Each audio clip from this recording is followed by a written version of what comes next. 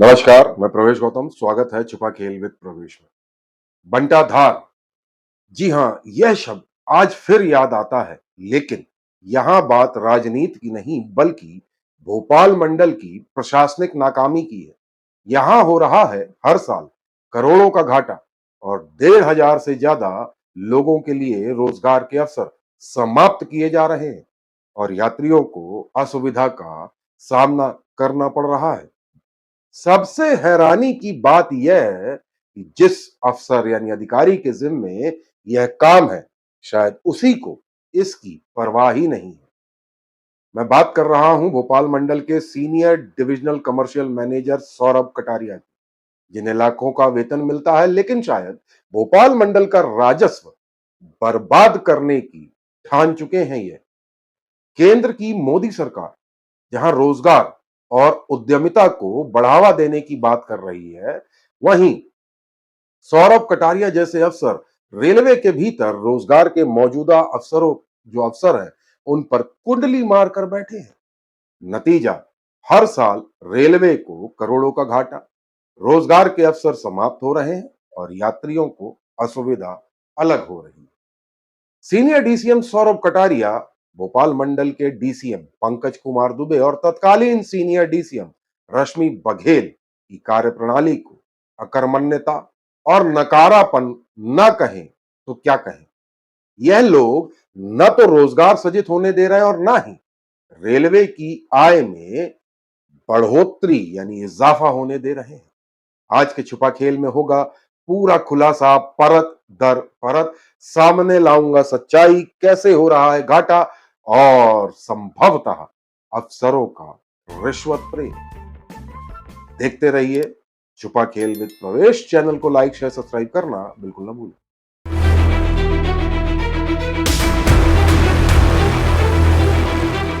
स्वागत है। रोजगार के दो विकल्प होते हैं। पहला, कर्मचारी बनना या उद्यमी बनना यानी बिजनेसमैन।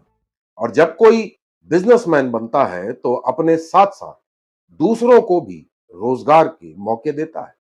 भारतीय रेलवे ऐसा ही एक मंच है जहां रोजगार और राजस्व दोनों के अवसर मौजूद हैं। लाभ भी दोहरे, एक तरफ रोजगार सृजन, दूसरी तरफ रेलवे की आमदनी। लेकिन भोपाल रेल मंडल की कहानी संभवतः इससे पूरी तरह उल्टी है। कुछ अफसरों की नाकाबिलियत और गैर जिम्मेदाराना रवैये से मोदी सरकार और भारतीय रेलवे दोनों को भारी नुकसान पहुंचाया जा रहा है। सूत्रों अनुसार भोपाल मंडल में लगभग 50 स्टेशन है महत्वपूर्ण और 430 कैटरिंग स्टॉल स्थापित करने का मास्टर प्लान है इनमें। इसमें मतलब इनसे अनुमानित राजस्व लगभग 50 करोड़ रुपए से ज्यादा का होना चाहिए और औसतन 1,500 से ज्यादा लोगों को प्रत्यक्ष रोजगार मिलना चाहिए। लेकिन हकीकत, भोपाल मंडल की कमाई सिमट कर रह गई है लगभग 10 करोड़ रुपए सालाना। मैं सिर्फ एक कैटरिंग की बात कर रहा हूं और यहां रोजगार मिल रहा है महज 300 से 400 लोगों को, यात्रियों को भी आधी अधूरी सुविधाएं। यानी हर साल लगभग 40 करोड़ रुपए से ज्यादा का राजस्व घाटा, 1,000 से ज्यादा रोजगार के मौके समाप्त किए गए और यात्री जो है वो बेहतर सुविधाओं के लिए वंचित।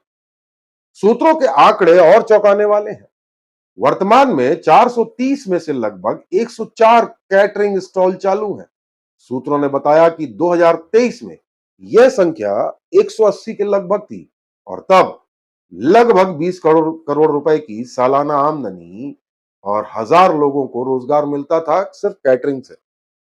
लेकिन वर्तमान सीनियर डीसीएम सौरभ कटारिया और उनके पहले की सीनियर डीसीएम रश्मि बघेल, जो अब पश्चिम मध्य रेलवे के मुख्यालय में सीसीएम पैसेंजर सर्विस है, दोनों के कार्यकाल में कैटरिंग स्टॉल की यह संख्या आधी रह गई। दोनों की जोड़ी ने भोपाल मंडल के राजस्व का लगभग भट्टा ही बैठा रखा है और यह सब एकदम नया नहीं है। याद कीजिए, 2 साल पहले भोपाल स्टेशन पर इसी कमर्शियल विभाग का एक कर्मचारी station manager commercial Rajesh Raikwar.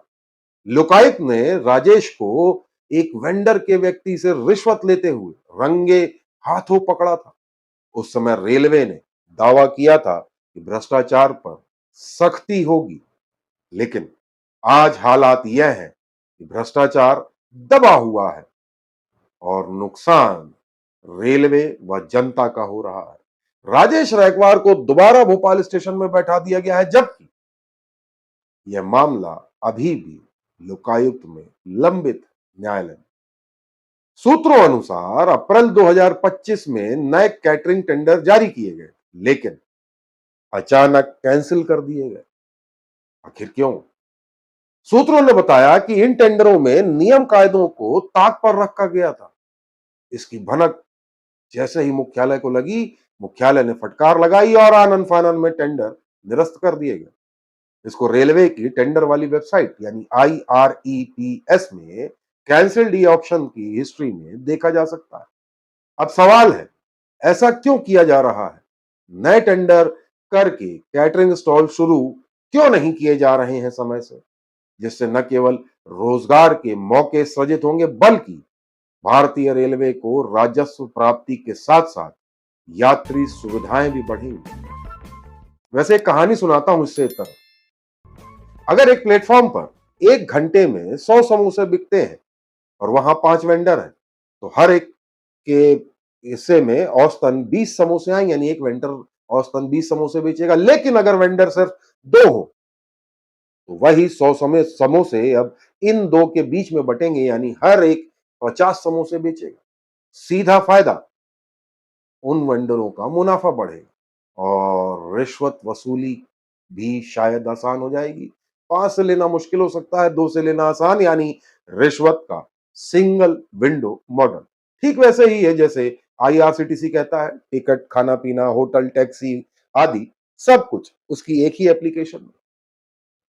हालांकि मैं यह नहीं कह रहा कि भोपाल मंडल में टेंडर न करना या स्टॉल न खोलना रिश्वत के कारण है, लेकिन आखिर कारण क्या है कि सीनियर DCM सौरभ कटारिया, उनके खास DCM पंकज कुमार दुबे और CCMPS की कुर्सी पर बैठी रश्मि बघेल कोई ठोस नतीजा सामने नहीं ला पा रहे हैं, या यूं कहें शायद लाना नहीं चाहते हैं? क्या राजेश रायकवार जैसे उदाहरण कुछ इशारा करते हैं? कुल मिलाकर सब गोलमाल है। और जब यही सवाल मैंने भोपाल मंडल के DRM पंकज त्यागी, पश्चिम मध्य रेलवे की GM शोभना बंदोपाध्याय, पश्चिम मध्य रेलवे के principal chief commercial manager Pankaj Tiwari और अन्य जिम्मेदार अधिकारियों से पूछा, तो अभी तक किसी ने कोई जवाब नहीं दिया। सोचिए सभी की चुप्पी क्या इशारा करती है। रेलवे स्टेशन के एक वेंडर ने नाम न छापने की शर्त पर बताया कि कैटरिंग स्टॉल के खेल में सभी का हिस्सा है। तो क्या इसलिए कोई भी अधिकारी जवाब नहीं दे रहा, या फिर कुछ और है मामला?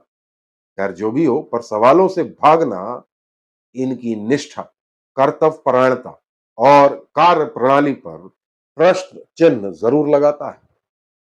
अगले पार्ट में कमर्शियल कैटरिंग से जुड़ा एक और चौंकाने वाला सा खुलासा करूंगा, दस्तावेज दिखाऊंगा। कैटरिंग के खेल में सीनियर DCM सौरभ कटारी और DCM पंकज कुमार दुबे का प्रमाण सहित बताऊंगा खेल, कैसे लाइसेंस फीस में हुआ गोलमाल, परत दर परत, और सच सबके सामने।